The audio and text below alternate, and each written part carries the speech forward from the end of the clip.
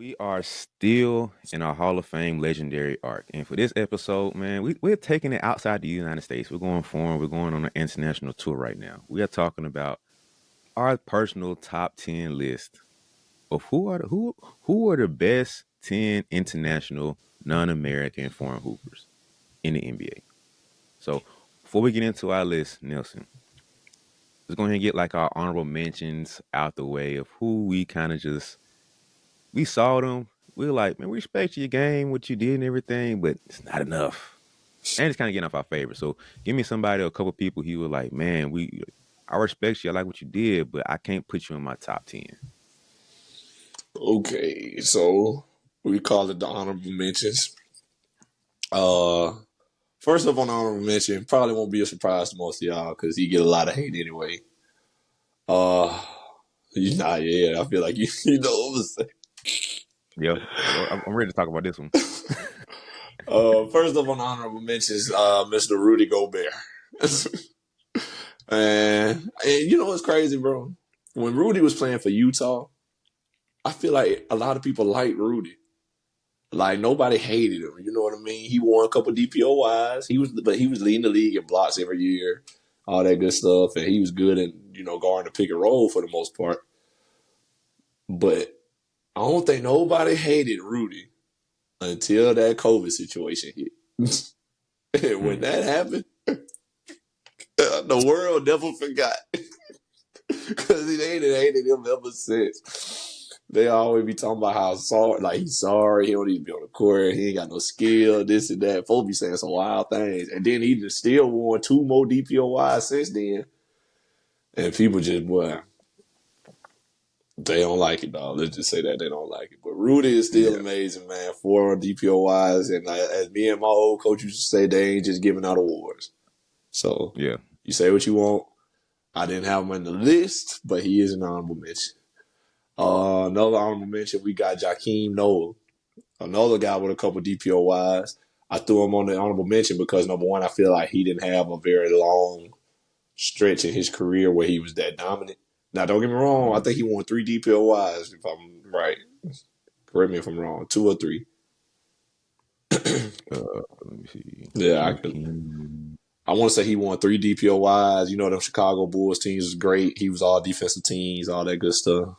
So he won DPOY 1 year, but he had 3 defensive teams. That's what it was. My fault. He won a DPOY 3 all defensive teams. So, but that's not a very long stretch of dominance. So, I had to throw him honorable mention. I feel like the guys I have on my list definitely carried a little bit more weight than his career. A couple more guys I got. Mark Gasol. I love Mark. Also think his prime wasn't super long, super dominant. Them Grizzlies teams was fun to watch, though. I miss them Grizzlies teams, but he stole a ring with the Lakers. Not the Lakers, the Raptors with Kawhi and them. He was a solid piece. But just like I said, just didn't have a very dominant career. And then after Mark, I go Peja Stojakovic, another great European player, one of the first great Europeans. Along with Vlade Divac and Drazen Petrovic, who I also have on my honorable mention. These guys kind of paved the way for a lot of the Serbian and Croatian players that you see in the league today. And I played in Serbia, so they got the utmost respect for guys like that. You know, Peja, Vlade, and Drazen Petrovic, they all of our Serbian descent. And I think, I want to say one of them is Croatian, but they all have some like Serbian in them. All those, countries kind of in the same area. But, and then last up on my honorable mentions, I got to throw Tony Kukoc in there. 3 rings in the Michael Jordan era, a very solid piece in that time frame. One of the first great European players, also. So I felt like he deserved to be in there just because he was one of the first. Now, you look at his career and his numbers. Of course, it don't stack up with the rest of these guys or a lot of the guys that I'm naming. But number one, you play with Michael Jordan, you probably ain't gonna have the super great numbers like everybody else. But he was a solid piece on 3 championship teams. And I would dare say they needed him throughout those 3 runs. I would not think they would win 3 in a row without him. So, y'all take that how you want to, but To be real, I mean, a piece as big as Tony Kukoc hitting shots the way he could hit shots, needed guys like that to win. So I threw him in the honorable mention with him being one of the first guys. So that's my honorable mention list. I feel like those guys deserve to be mentioned. So I know it's kind of a lot. There's dang near a whole team, but I feel like they deserve to be mentioned just because they went in the top 10. But everybody can't get in the 10. You know how it is. So that's it. Progress is not about perfection and being perfect. It's about making growth no matter what. It's about pushing yourself to the limit and beyond those limits. Every challenge that comes your way, you're overcoming them. And it's about striving to become more and doing more. Every single step, every single day, every single dribble is a victory. You've won as long as you're making progress. Because progress is the only goal. So invest into that progress, invest into that dream. Get yourself a reminder that progress is the only goal. Well, yeah, man, I want to piggyback and go back to Joakim. So I was thinking about him and Al Horford, and I was thinking like, who was the better hooper? Like, I think, of course, Al's still hooping, so some people would probably say him. He got him a ring and everything, but player for player, who would you say is better between Al and Joakim? Oof. In a prime, I would say Al probably better for the offensive side of the ball that he can bring, and he ain't no slouch on defense neither. You know what I Mm-hmm. mean? Jakeem wasn't really a big offensive threat. Like now, don't get me wrong. Early in Al's career, he wasn't shooting like he is now. He kind of adjusted to the game today. But then that's part of the reason why he's still around because he's adjusted his game to how the game is played now. Now he can space the floor, that corner jumper good. You know what I mean? He know what he's doing. Jakeem was kind of the way Jakeem played. He's like a dinosaur now. You know what I mean? The Andre Drummond tight roll, block shots, rebound, protect the rim, stay near the paint, stuff like that. Now, don't get me wrong, you still kind of need that. I ain't trying to say you don't need that at all, but Mm-hmm. Jakeem, like we seen the videos of Jakeem taking the jump shot. It don't look good.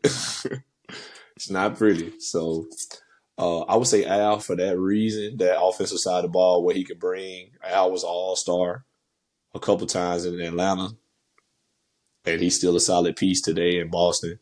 So yeah, I'd take Al for the long run. But the defensive side of the ball, now if I had to start a team with one person, it'd be Al.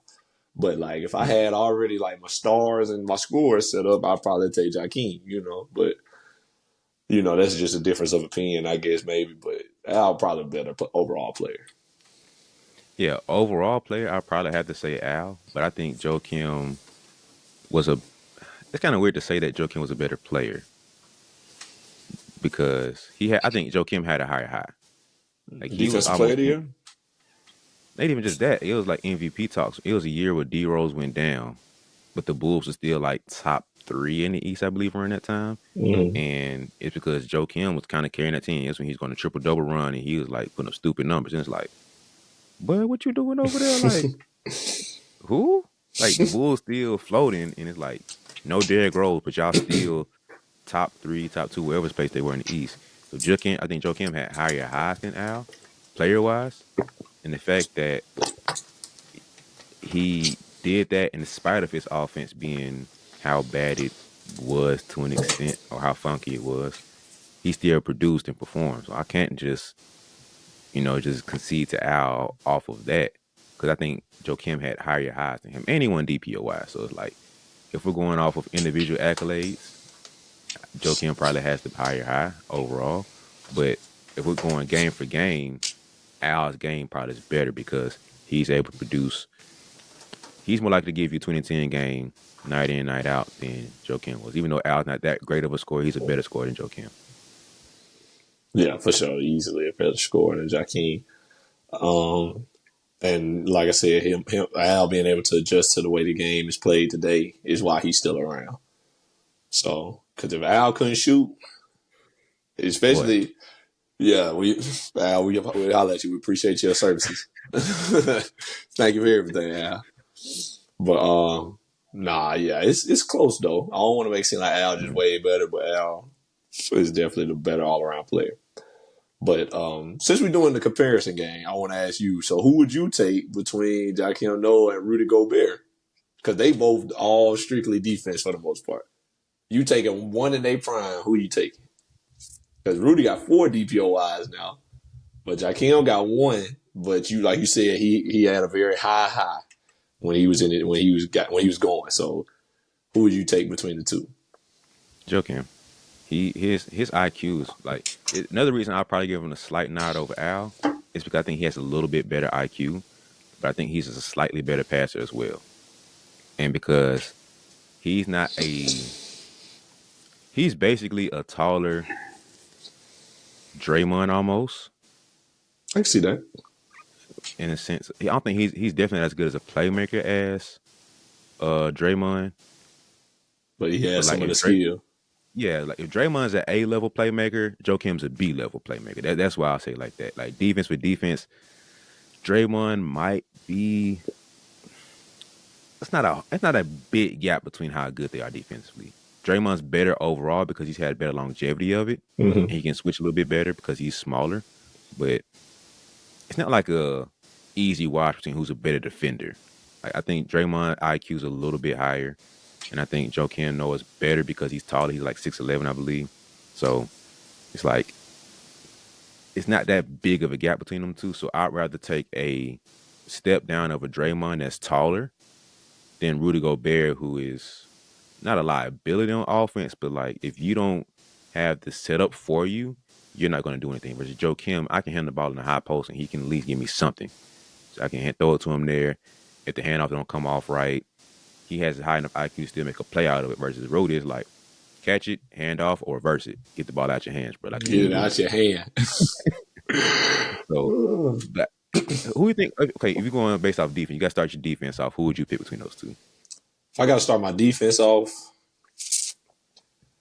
I'm going Jaquem for the strictly for the. I feel like I would be more comfortable switching with a big to guard to big with Jaquem Noah than Rudy Gobert. You ever Yeah, seen Rudy Gobert get put on the island on the perimeter? all the time. Brother be like shuffling his feet, like, what I do, what I do. Like, it's bad for an NBA player. Don't get me wrong, I got a lot of respect for Rudy Gobert. And I ain't think this would turn into the Rudy Gobert segment, but I got a lot of respect for what he does and how he plays the game. Cause I'm a big defensive guy, obviously. When I see him get put on that island and taken advantage of consistently by guards, it makes me lose a little bit of the respect.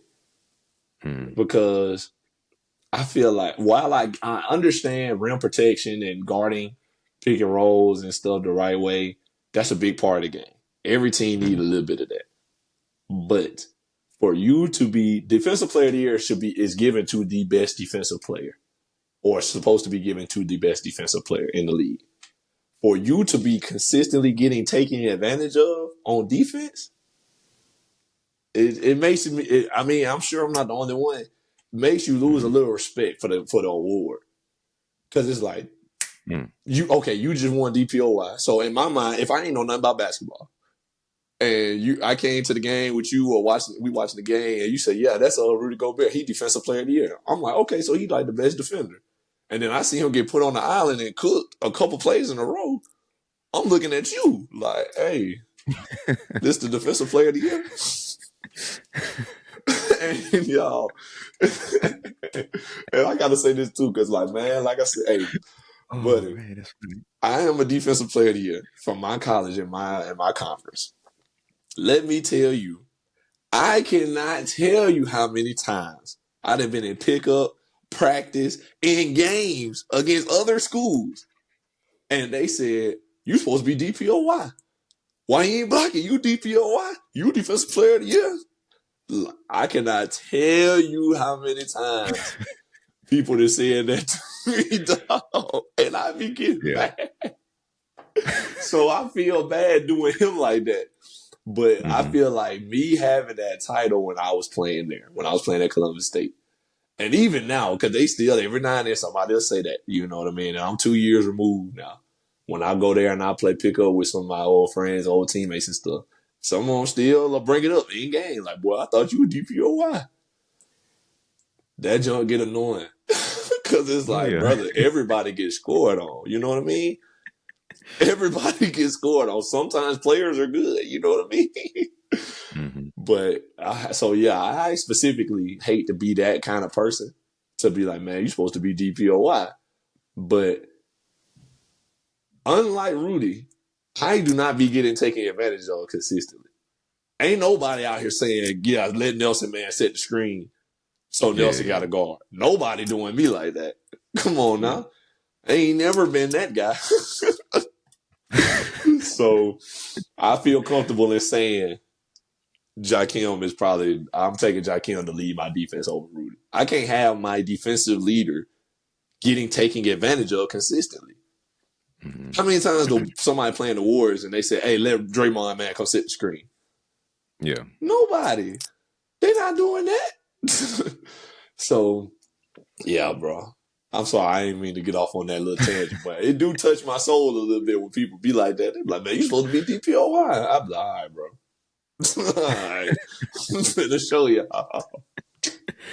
Yeah. I think that's like the hallmark of, which is a whole other conversation we can get into one day, so I ain't gonna say too much on it. But like the fact that Rudy has, it's one thing to have a weakness in your game or in like that side of the ball, but to have it be highlighted, like I strip this out and I take this one string out and I take it and I can just like take advantage of it and stretch it out how big I want to, says a lot. Like Drew Holiday, Marcus Smart, Tony Allen, like smaller guards, the reason why they're such great defenders, even though they're under, let's say 6'6", is because you automatically think, oh, just shoot over him. Like just take him to the post and shoot over him.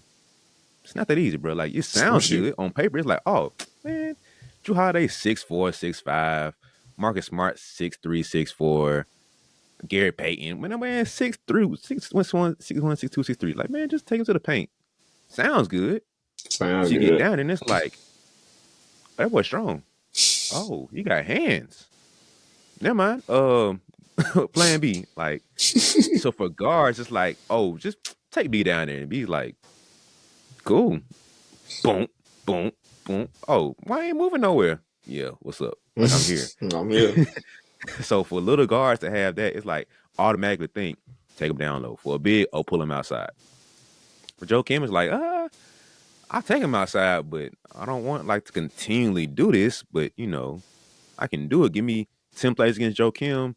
I feel good on 4 of them, but he is DPOY. He is long and active. He can move his feet. That's where Victor Wembanyama comes in. KG, like all these other guys come in. It's like even Tim Duncan, how unmobile he was. Like it wasn't just like he's gonna be completely be exposed out there. Like he's not gonna be as good as the other guys I mentioned, but he's not gonna be like like if I were to do that in today's game with Tim Duncan, you probably would want to switch him less.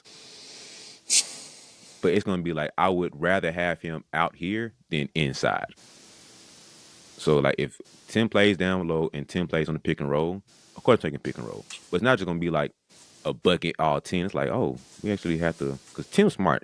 Dude's super smart. For It's not sure. gonna be this easy bucket. So but Rudy, man, it's like, man, like that's the game plan, bro. Like expose him. Like it's either to make him just be embarrassed on the outside or just get him out the paint. Like it's one of them two. So we're gonna pull you out. Now you're completely out your comfort zone, out your strength. Now you in your kryptonite. So it's like, boom, got you out the paint. Cool. Swing, rotate, throw it to whoever in that position, get a bucket. So we trashing Rudy. So let's move on, man. Yeah, yeah, for sure. Hey, Rudy, you ever hear this? You probably won't. I am all. Hey, I done got B2 DPOYs in my D2 level. You know what I mean? Don't take it to no disrespect. Hey, I got a lot of respect for the craft, but the Yeah. the the, the getting put on the island jump, man. You need to work on that, dog. You got to work on moving them feet. That's all I'm saying. All right. So I'm gonna go over a couple of my honorable mentions. It's really just like I want to say my favorite players, people I like. So starting off with probably the one of the first or two of the first point forwards that we grew up in love watching before point forward was kind of like a sexy thing to have now. Starting with the French man himself, man, Boris Diaw. Like shout out to Big Boris, man. Like that was my dude, bro. He had such an unorthodox game about him, man, and it was fun watching him play, being like a 6'8" point guard at times between his role with the Spurs and his role with the Suns, and even a little bit with the Hawks. I ain't watched too much of him with the Hawks, but they said that's kind of where his game kind of started to come out some. But man, it was fun watching Boris D out, man, especially when he had the freedom to kind of like do him. Like, so imagine Boris in today's game. Like, it would be so much fun watching him, bro. Like, he's almost like Draymond mixed with like the foreign Frenchness of like the foreign guys like Luca and Joker, where like they just laid back chilling. Like, he used to come in and just sip his tea or coffee, whichever drink he had, and he just come in like enjoying practice, like just kind of in his own world. He put the shoes on. It's like, bro, I can't. How is this dad bod looking dude getting buckets on me, bro? Like, what is this man doing? Like, that was Boris G. Also, shout out to Big Boris, man. And then in the same vein of this, man, point four before his time, Hidu Turkoglu. We had a, Hito, I think we had like a whole episode basically talking about him, bro. Like, it was funny, man. man. Lord Hito Turkoglu. Played with him on 2K quite a few times. Oh my God. Yeah, man. So had to throw his name in the conversation. This next guy, man, probably got one of the coldest nicknames in basketball history. He's probably the top 10. AK-47, Andre Kirilenko. Shout out to him, man. Do we know if he ever named if he got the number 47 on purpose for that specific reason, or did he just happen to be 47? I always wondered about that. I feel like it just happened for him, to be honest Because with you. But is he 47 is not a Russian? normal number, you know. Uh, I think he's Russian, bro. So You know, a lot of times the foreign guys don't be caring what number they got. Like Luca number 77, something like that. Ain't he 77?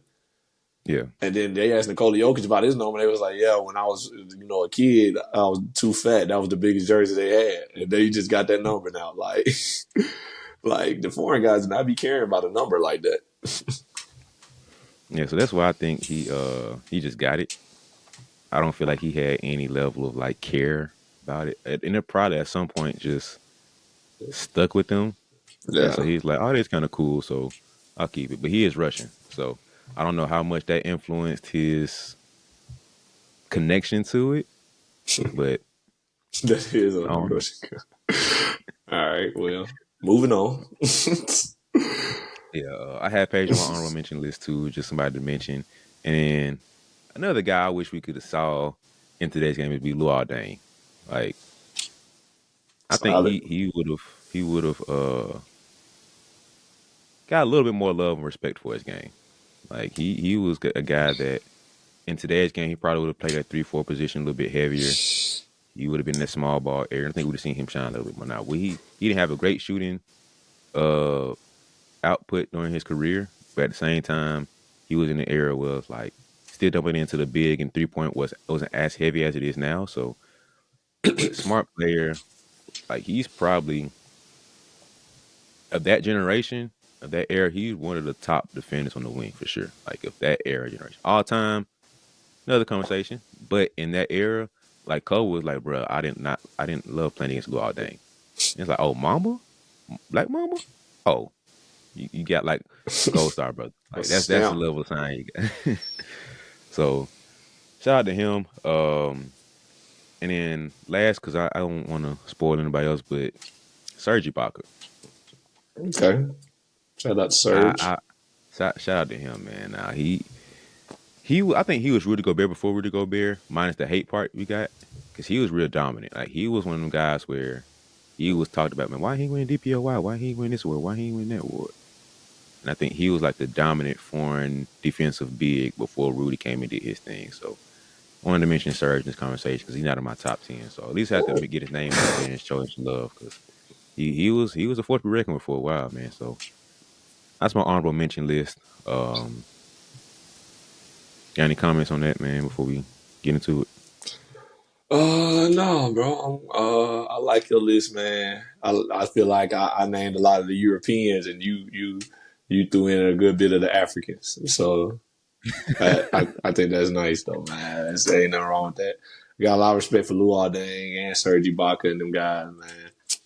I used to love that old OKC team with Serge Ibaka and the rim protection that he provided for them and stuff like that. That was when he was peak Serge Ibaka. I remember the days. Yeah, I've been saying that. Sergi Blocker. I was there. I was there. But yeah, man, that's I'm good with that, man. I'm done with those. So we ready to get into this list? All right, so we're gonna start off very interesting, but I'm gonna let you start off with who is your 10. So what you got Who for me, man? who is number 10? Now, like who was like your in the range of like who you thought your 10 was, and like kind of get in conversation who you broke down who number 10 was.